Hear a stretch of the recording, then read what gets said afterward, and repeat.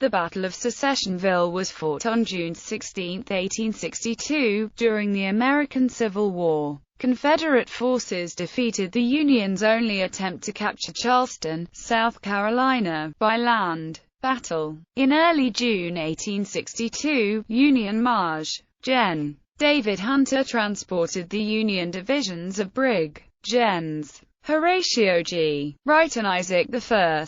Stevens, under the immediate direction of Brig. Gen. Henry Benham, to James Island, where they entrenched at Grimball's Landing near the southern flank of the Confederate defenses. Benham landed 6,500 men from the 3rd New Hampshire, 8th Michigan, 7th Connecticut, 28th Massachusetts, and 79th New York Highlanders on the southeastern end of James Island, and marched toward Charleston. Confederate Brig. Gen. Nathan Shanks Evans, who had been given command of the 3,000 Confederate defenders of James Island on June 14, barely had time to assess his new command. At about 4:30 a.m. on June 16, the Northern troops attacked the Confederate fort at Secessionville, where Colonel T. G. Lamar commanded about 500 men who had a number of very heavy artillery guns and a good field of fire. After an intense battle, the fort's defenders, augmented during the fight by approximately 1,000 men from nearby Confederate units, prevailed. Aftermath. The Union suffered 683 casualties, compared to 204 by the Confederates. Although the battle was minor, it served as a powerful propaganda victory, increasing morale, particularly in Charleston, and offsetting recent Confederate losses in the Western Theater. Although the numbers involved were small, the stakes were high. Benham had acted against orders in attempting to take James Island, and he was subject to a court-martial after the loss.